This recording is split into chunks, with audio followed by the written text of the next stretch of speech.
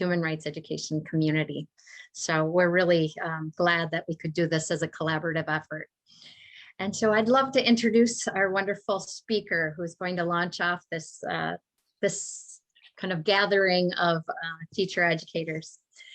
So Kaylee Taylor Bradford is a graduating MA from Teachers College at Columbia University and a co-chair for their Peace Education Network.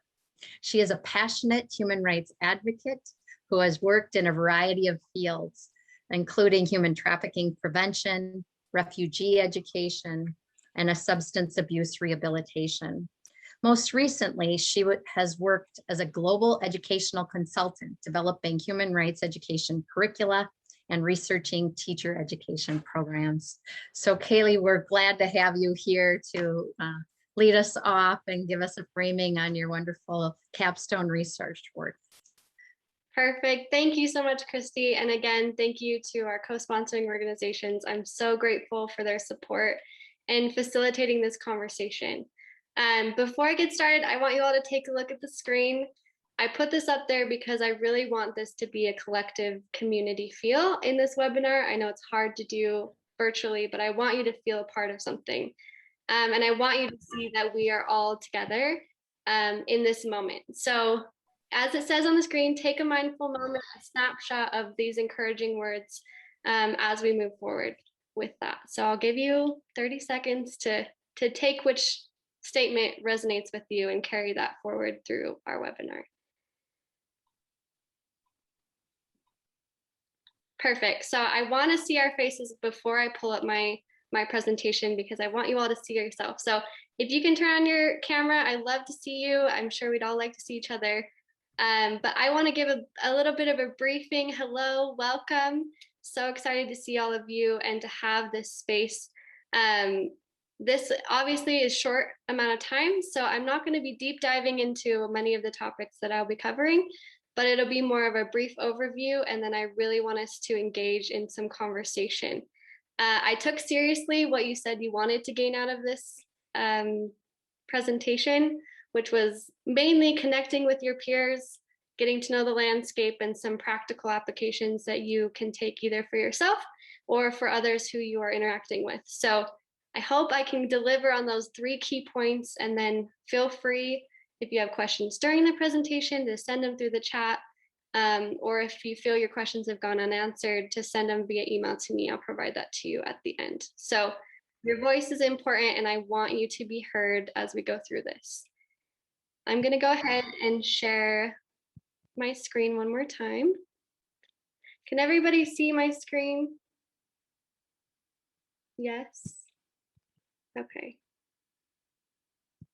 So while this is loading, I did my capstone research, and I'll give a brief overview on incorporating human rights education in teacher education here in the United States, and that's why you're here. So I'm going to provide a brief overview of that research, of the findings, of why I did it, and then also some challenges and things moving forward. So hopefully this will come up. If not, we're flying blind for a minute. So this is what and then we're going to have some breakout discussions because I really want you to be interacting with each other. I'm a big believer of this collective mind together, so I want you to be using that. A little bit of the rationale for why I did my research. Why am I looking at this? Why is it important?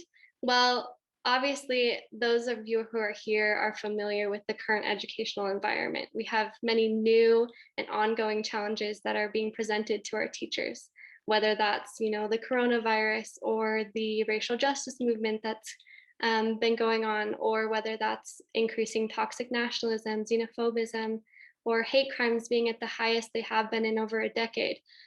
These are issues that are real and are concrete for our students. And so teachers are being pressured more than ever to be able to respond to these in a classroom setting.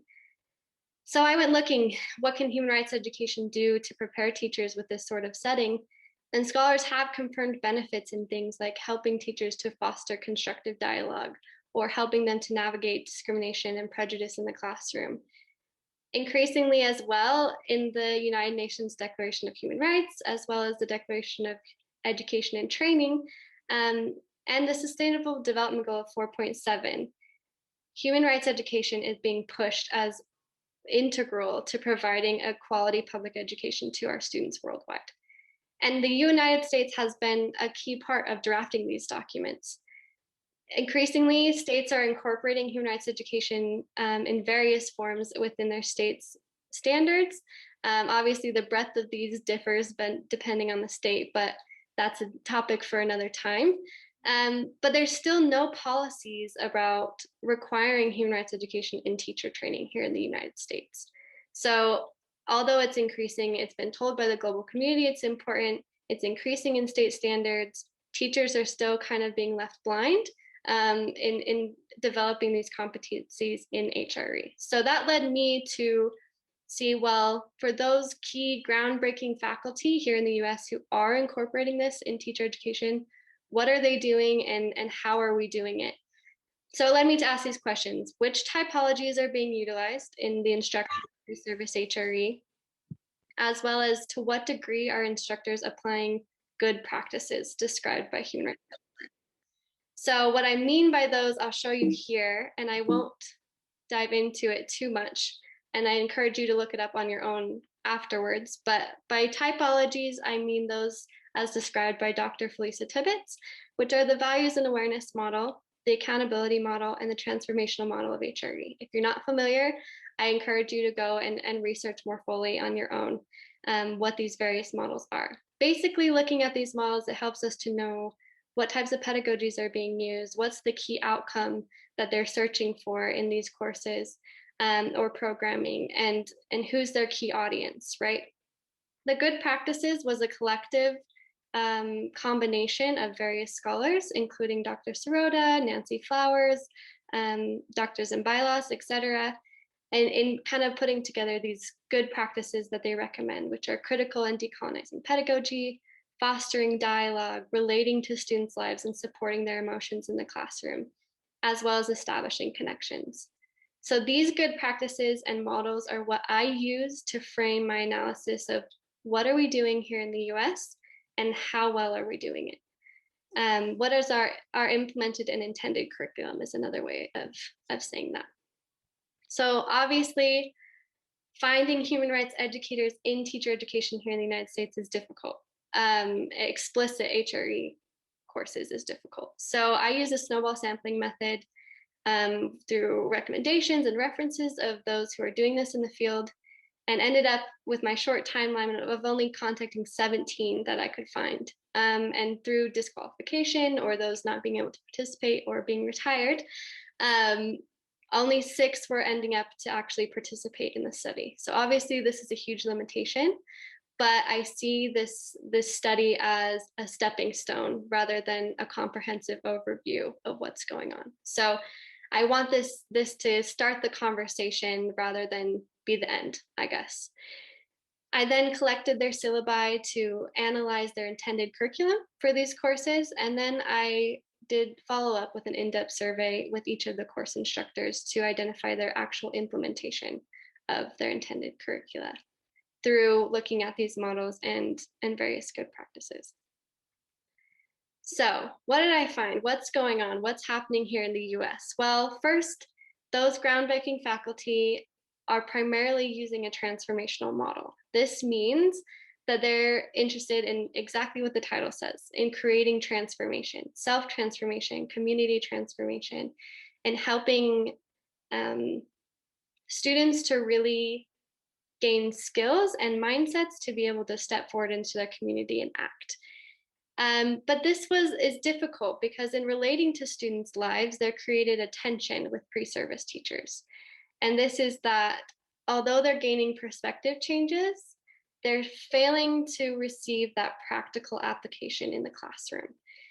And this is difficult because it raises a huge question, and I want you to discuss this more in our breakout rooms. So I'm excited to see where you go with this. But the goals of the human rights movement, of which these courses are achieving, which is a teaching about, through, and for human rights to further prevent human rights violations and to gain attitudes and understandings about human rights as values and a framework for our lives.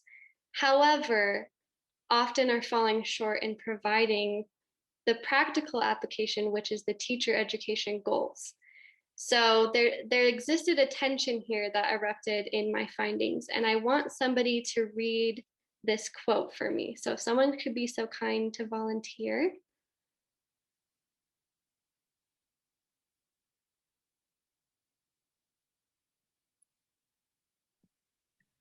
I can read it, Kaylee. Perfect. Students really were looking to do more applied work and project-based work. They are really interested in tools that will help them do liberating HRE with their students in different ways. There's a tension here because I've been hearing lots that they want more practical exercises, and that exists in tension with some of the transformational pieces, because the basic how-to can also just be that professional model of rights education. Perfect. Thanks, Paige.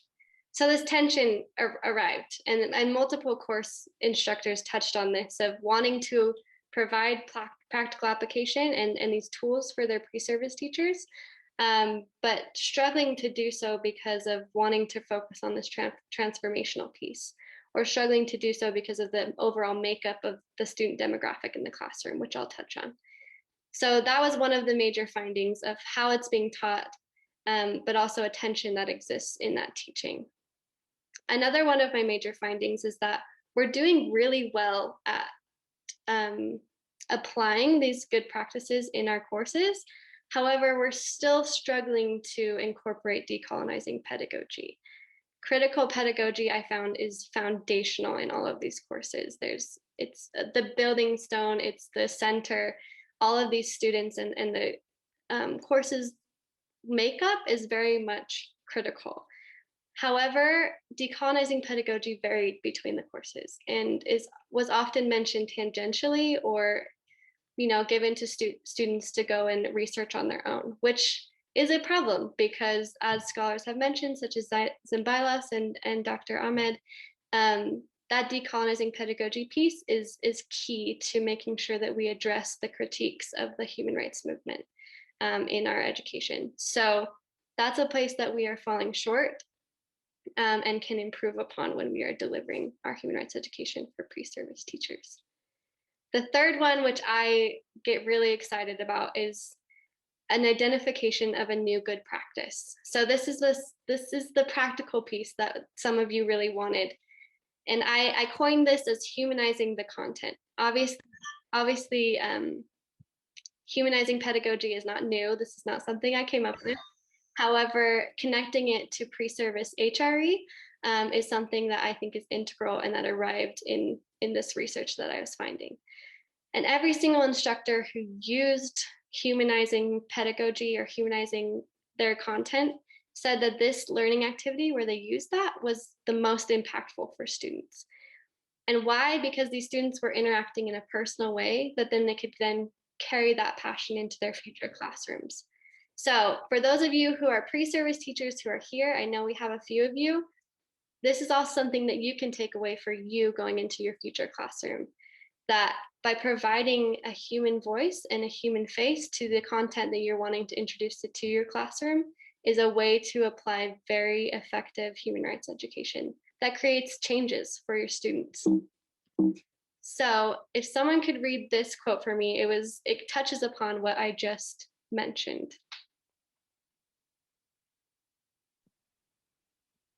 I'll read it. Thank you, Dr. Shimon. The fact is, you have to relate it on a personal level.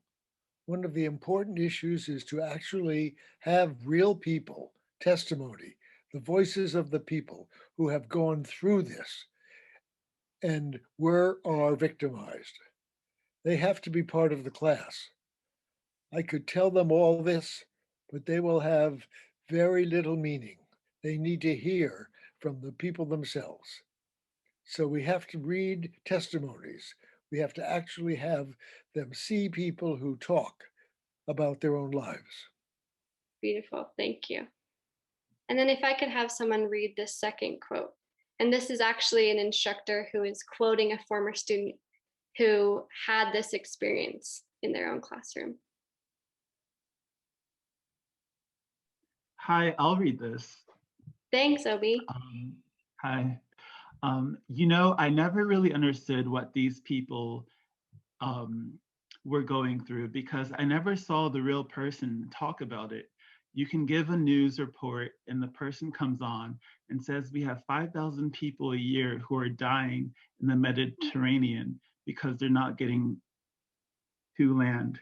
Okay, fine. But when you have somebody from Africa talk about it, who's experienced it, it's different. Thank you.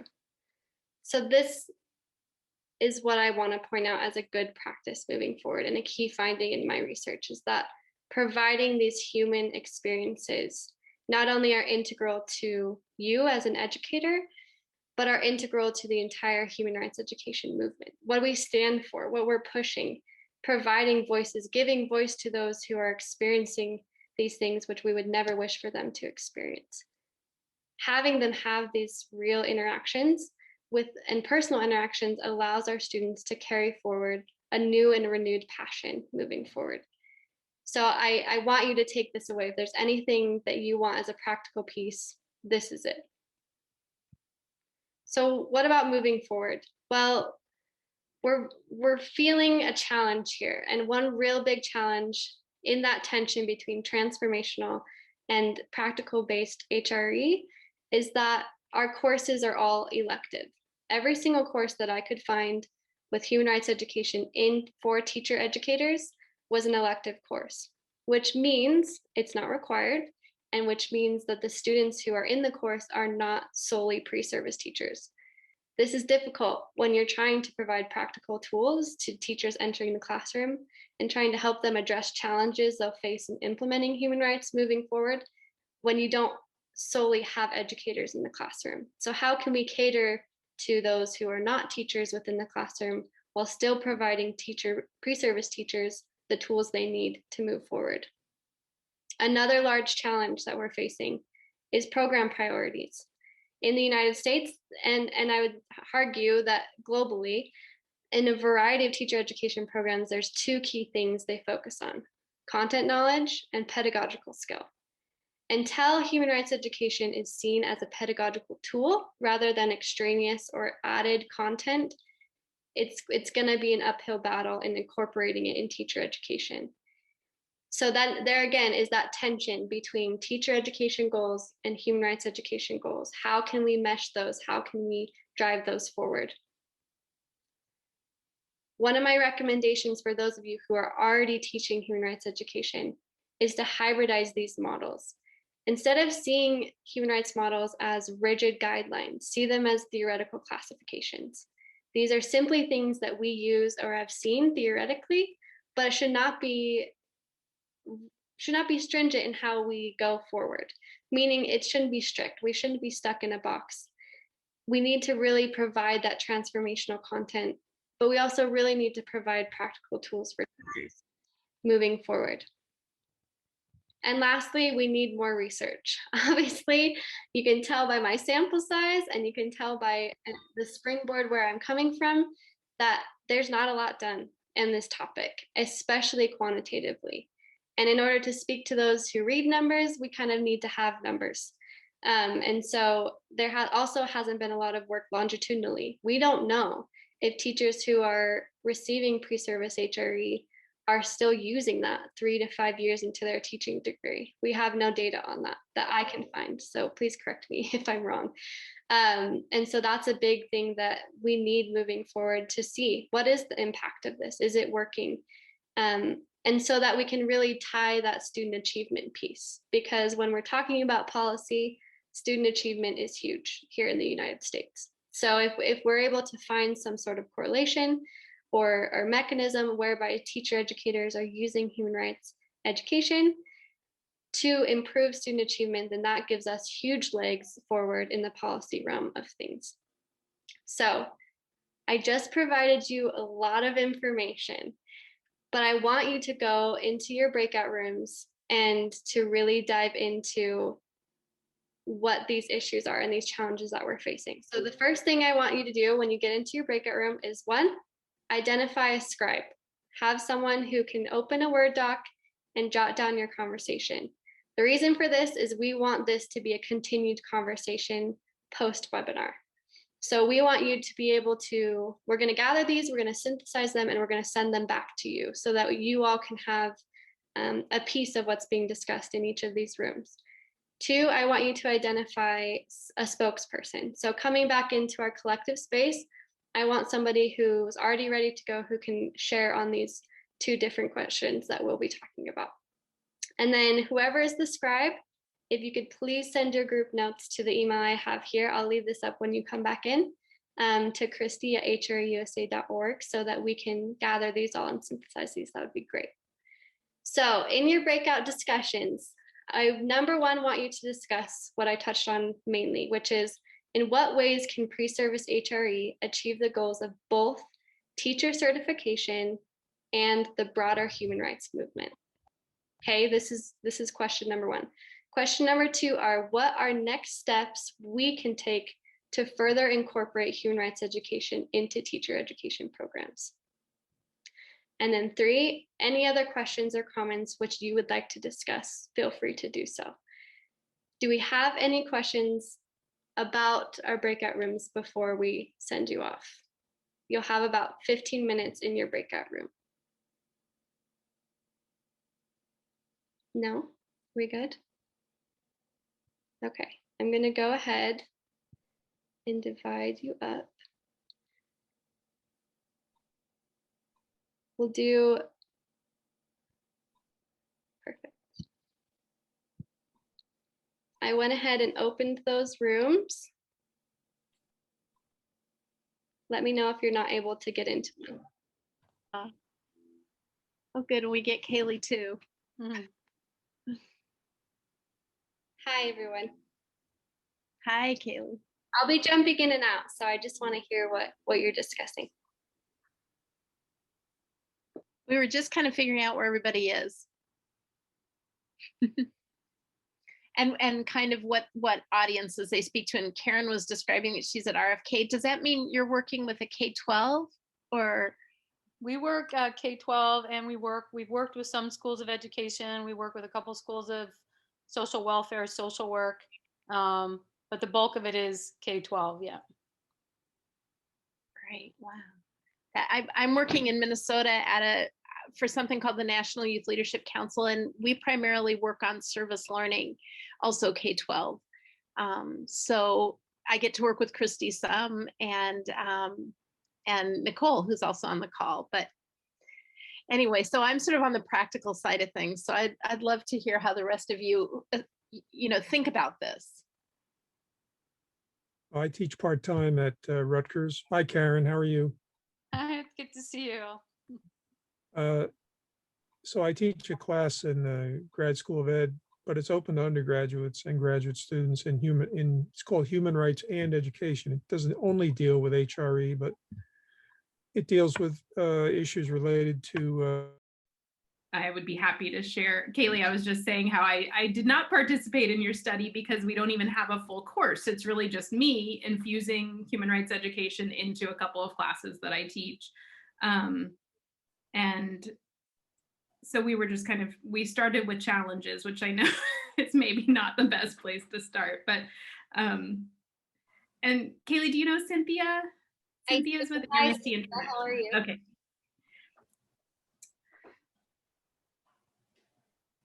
I would love. So I'm taking notes for us. I'm happy to keep writing things down. Great.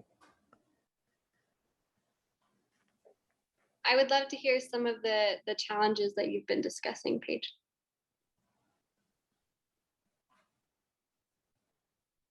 I think a lot of it connected back to what you were sharing in your intro and about your research is just that until it is central and until it is prioritized, whether that's in, standards at the state level or in teacher preparation, accreditation standards, or until it lives somewhere in standards, it's really hard to make it central, right? So then it does feel like, oh, if I'm interested in it and my university offers an elective, then it's something I might get. Or for my students, if they happen to be in my program and end up in my class, it's something that they get, right? So it's,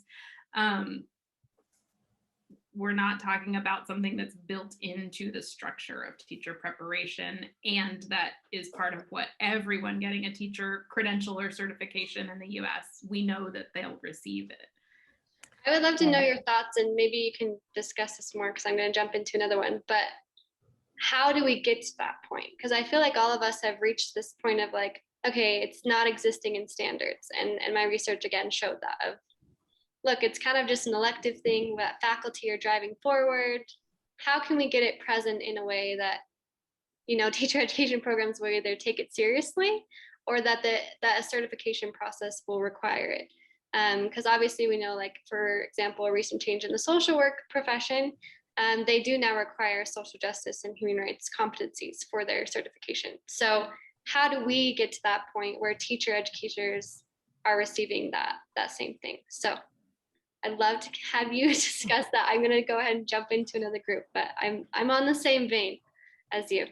You know, leave us with that tough question.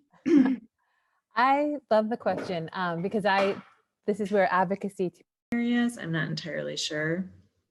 Hi, Kaylee. Hi. Hello, just jumping in. We are just getting started, and maybe you can help us. Okay. Because none of us actually do a lot of work with pre-service. I was just saying that, like, in my limited experience, like what you said really resonated in terms of just, like, I've heard a lot of, not a lack of interest necessarily, but there's so much we have to cover and there's no time, and Well, so I'm not aware of any, at my university, I don't think it's being addressed really at all. Mm-hmm. I have an angle on this, Kaylee, that I'll share with you really quickly. Please do. And I want you to know that I am actually teaching at St. Francis College now in Brooklyn. Wonderful. Okay. And the reason I'm doing that is we're working on developing a human rights minor there. Yay. Okay. And one of the courses that I would like to develop, it's not really at the top of the list of all these history and poli-sci professors that are really making this happen. But I would like to get a course going in the School of Education entitled Human Rights Education for Educators. I love that. So I just wanted to let you know that I've got that project sort of in motion, and I would definitely love to talk to you more about that sometime. Yeah, I'd love to collaborate with you. That would be wonderful. So here's my thinking. I've been working with Cynthia Gabriel Walsh, who is now the program director for human rights education at AIUSA. And one of the things that she mentioned to me coming out of Human Rights Education USA is working on collaborating with the social studies teachers organization to promote advocacy on a bill to have a federal requirement for human rights education that would somehow be focused within their bill. And I think that's a great idea, and I'd love to talk about that. But that to me doesn't really address your question adequately. I mean, it would be great if social studies teachers who are trained as social studies teachers had to have that course, but I'm interested in having it incorporated in all teachers and corporate trainers and, a very broad spectrum of people who do educating. And from that point of view, the way I see it in terms of teachers, I think it fits within a much broader rubric, which is also severely and horribly neglected. And so they have to have all these Band-Aids in schools to try and address it, which has to do with socialization and self-care and, the kind of civics that goes on within the school, like anti-bullying and things. And so, and it's really not much of the in-service education program either, unless you're a guidance counselor or something. And so I think that socialization component needs to be addressed more explicitly as part of teacher education programs, and that human rights education fits in that. One of the things that Cynthia, when you say that, Ken, one of the things I think of that I wasn't thinking of before, but that may be a way to get this in is what you started with this. If there's this national effort around revitalizing civics education, Yeah, right global now, citizenship. it's That's the not other, yet yeah. it's not yet having an explicit human rights focus. But I think part of what can help HRE get into these programs is really being essential components of things that do need to be, as social studies teachers do need to be trained to teach civics and other, that really trying to find some ways to make the case that human rights education is a critical component in that. And I Yeah, think, and sorry. let me just say something really quickly, and then I'll shut up because I realize everybody else wants to This say is your things. group, so don't worry. So one of the things I've noticed, like at the Council for Foreign Relations, just to give you one quick example, is global citizenship is a real buzzword at the university level. Yeah. And I think that, what they're saying is civics needs to become global citizenship. That's basically what you need to say instead of civics. And I think if you take that framework, it's very easy to say, and you can't do global citizenship seriously without a human rights lens and foundation. So I agree with Nicole from the social studies perspective. And I think global citizenship is a good angle. It's in there in the Sustainable Development Goal. Yeah, and actually we've been doing some work on trying to bring global approaches to civics for that very reason, because so much of civics has traditionally been very US centric. I mean, the limitation of what both of us are saying is that we're talking social studies, which is the easiest in, right. Whereas, it could fit in any content area, but I do think there's some opportunity with some of this effort to sort of realizing that civics education is important, and like the SDGs around global citizenship. And I think what also to tag on to that, to maybe, I don't know, broaden a little bit of perspective, but also rather than just, I think a way of getting around the fact that it's just extra content, like human rights education is a pedagogy. So that's often not taught, it's not often talked about. And that's why it's often hard to, well, let's just put it into social studies, right? Because that's where that content fits. But how can we use this as a teacher pedagogy, a skill, a tool, a framework of looking at their classroom, at their curriculum, to then take that into whatever content area that they are going into. But I'm going to jump out. No, absolutely. I think that's right. And we just did a human rights education series for teachers, and the teaching about human rights is like what everybody feels most familiar with, or like the other ruin for human rights part is just more challenging for people. But I think you're right that if there's a way to shift it, because I don't think that's what people first think of when they think of, and maybe that's one of the next steps, is how do we help push a broader definition of human rights education. Welcome back. Welcome. I think we have everybody. Yes. Okay. Quick reminder, note takers, send your notes right now so that you don't forget. Send them to Christy@hreusa.org.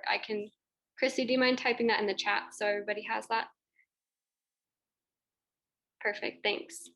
Okay, so I would love to, I'm sorry I had to cut you short. I know breakout rooms are never long enough, but again, this is a starting of a conversation that we hope we can continue. So, reminder of the questions. First was, in what ways can Preservice HRE achieve the goals of both teacher certification and broader human rights movement? And two, what are some next steps we can take to start this incorporation process? And then, of course, any other questions or comments you have. So I would love to hear, obviously, I don't know if we have time to hear from all of you, but I'd love to hear from some of your groups. So how about group 2? Or unless someone else wants to volunteer, I would love to hear what you have to say. I think we were group 2. I don't remember exactly, but I think so. And I'm just going to give you 2 words that come from Cynthia Gabriel, national campaign. That was mostly to question 2. We talked about a lot, including challenges and things that are, can be really frustrating. But I think, the idea of bringing together, so I'll give you a little more than just the 2 words. What Cynthia kind of described would be a coalition of educators, practitioners, civic organizations. So really bringing together folks who are working on and around these issues and connecting us so that we are not doing this in isolation, but we are really connected and, there's a groundswell. Wonderful, thank you. Do any groups have a similar that want to comment on that, or I can call in another group, either way.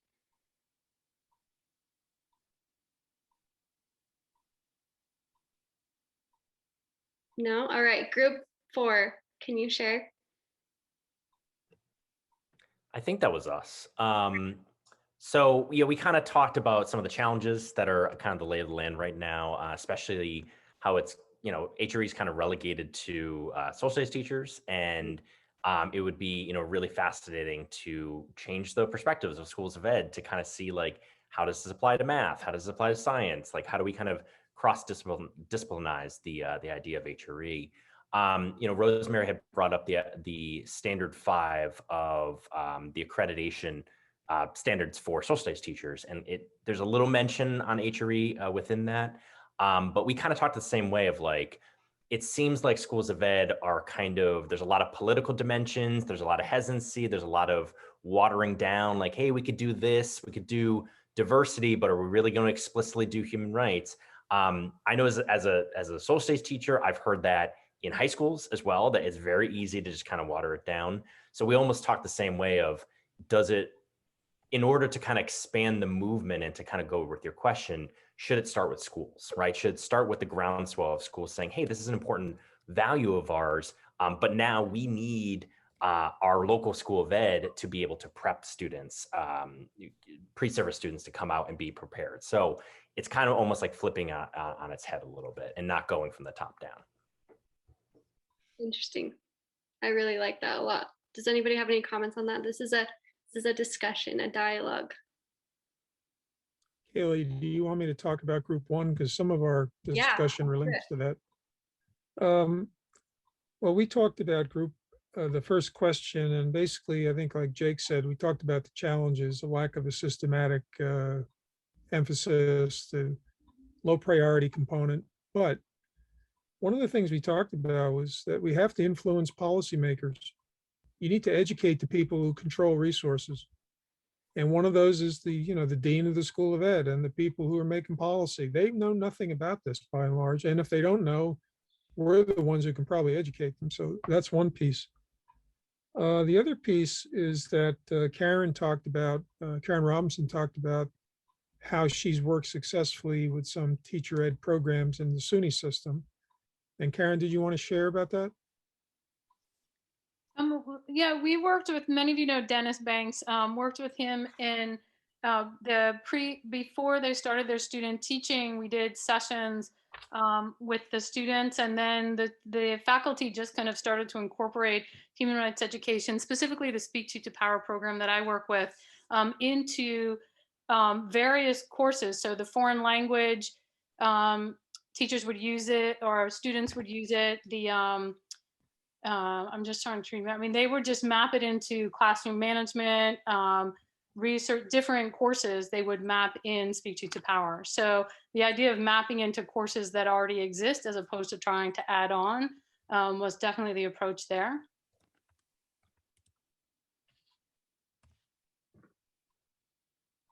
And to go off of that, Karen, I actually, for another portion of my project at Teachers Columbia, I'm working on developing a guide for teacher educators to incorporate human rights education in core teacher education courses. So that same sort of approach of, well, if we can't get another course introduced, or if we can't get this going, at least how can we prep teacher educators who are already teaching courses to have that incorporation of human rights education in that. So I also had a similar thought vein as your program as well. So Do we have anyone from group 5? I believe we had group 5 as well.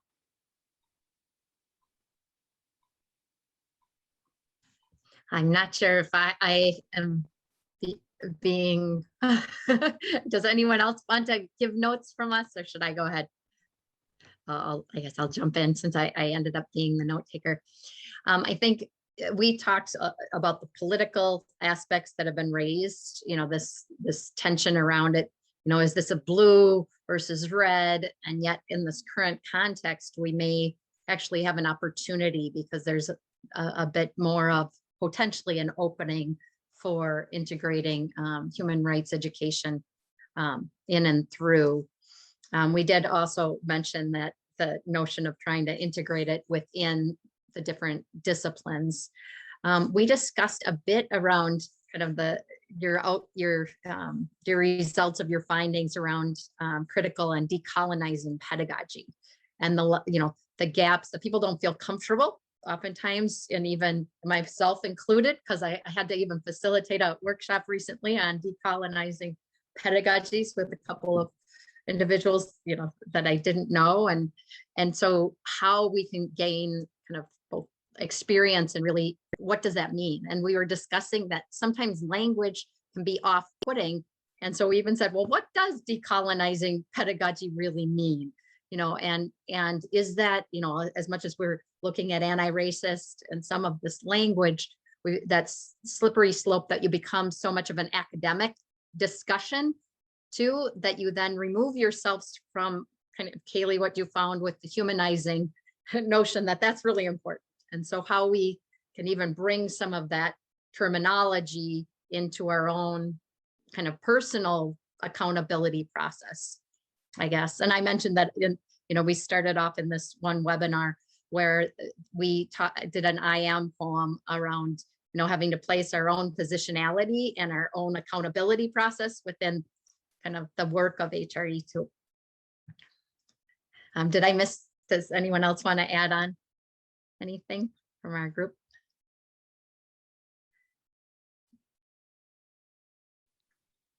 Perfect, thanks, Christy. And I kind of, to touch on that, I think that's why I was so excited about the humanizing the content portion, because that is a practical tool to decolonize, right?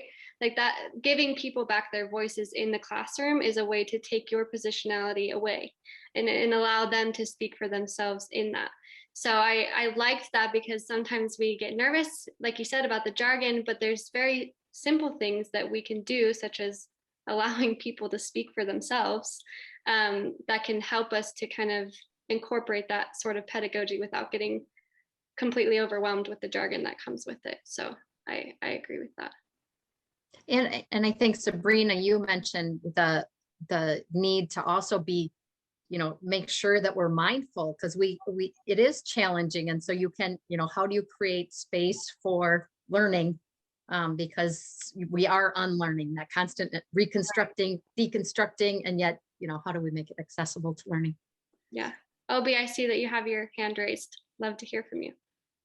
Yeah, I just wanted to respond, I guess, to question number 2, but also in light of some of the comments that other folks have made about decolonization. So decolonization itself as a theory is so ambiguous and it's so murky, and so many people don't really know what it is. And then once you realize, it's about like unsettling kind of Eurocentric like narratives and challenging privileged spaces and unsettling kind of this kind of one story about history, then it becomes this political thing. And I feel like, at least in the context of the US, when we think about the public school system and how much of the education system is dictated by kind of like the environment, and even parents have a lot of say in how kids are being educated, it just becomes kind of a political thing. So one thought that I had would be just to make the process less political. And I think humanizing the content or humanizing human rights education could be kind of a way of going about it. But yeah, I'm curious to hear more about what other folks have to say. Yes, Chris, I see your hands up. Go ahead. Hi, everybody. Obi, I found that really interesting too. And I was, thinking about it from a teaching actual human rights content perspective, and then the idea of making it something that is a part of all human rights or teacher training. The more I think about it, and I was listening to the comments about, getting to deans on an individual basis, and I think that's important. But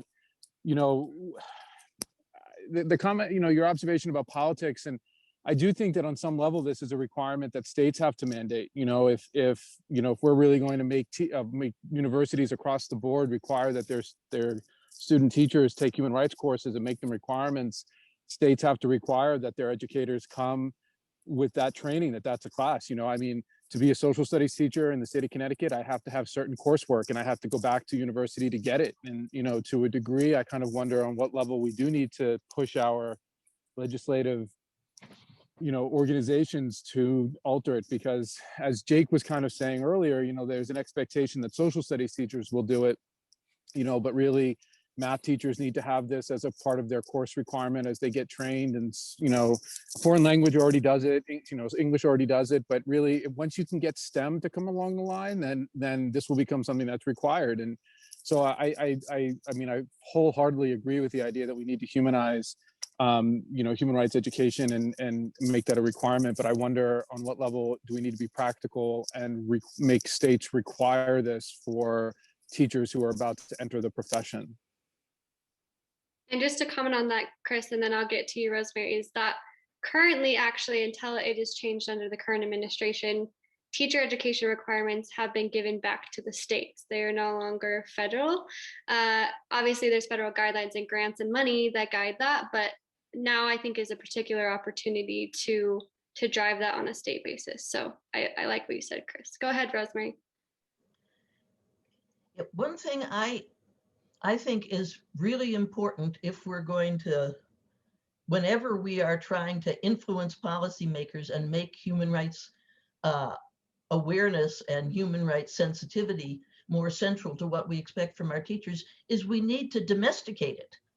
And by this, I mean, we need to make clear in almost every statement we make that human rights is a domestic issue, and that human rights are applicable in the domestic setting.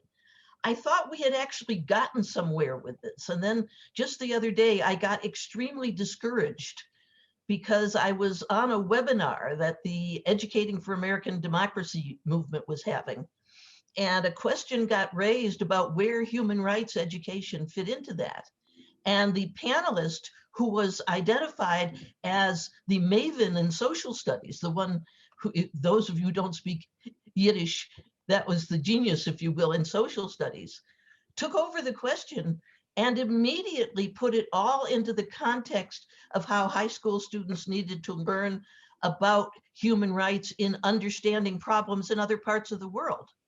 And his whole answer totally extracted human rights from anything that students would be learning to apply in their civil, social, or political relationships domestically.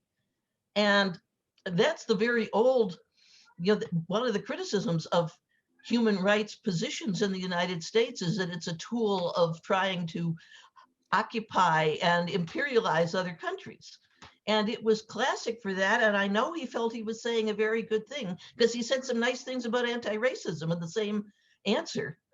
But until human rights is something we use to examine our domestic life, and I think we've got to say it every time, we've got to overcome a whole generation of educators who learn to see it as a way of looking at what those bad folks in other countries are doing to their people. Until we can domesticate it, I think we're going to have a very hard time convincing policymakers that it needs to be a core skill of our teachers or a core quality of our people.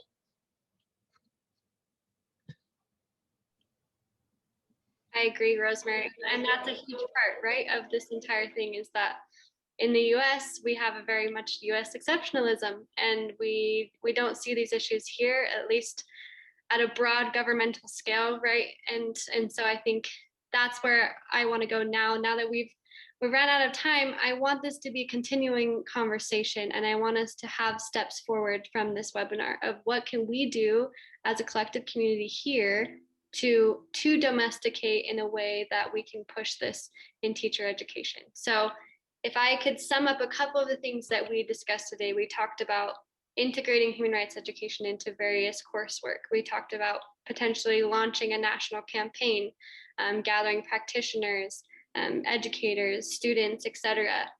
We talked about, Jake commented, of having a bottom-up approach, having schools advocating in that portion of the nation, and having the schools start to request this of their teacher requirements. So obviously these are a lot of great ideas, and I want this to continue. So Christy, maybe you can comment on this a little bit as well, but we want to hopefully moving forward of this, see who's interested in creating a working group or a research group or an advocacy group to continue this conversation and to continue these steps forward so that we can see a ball moving. Because I think lots of times we have these great conversations and nothing happens.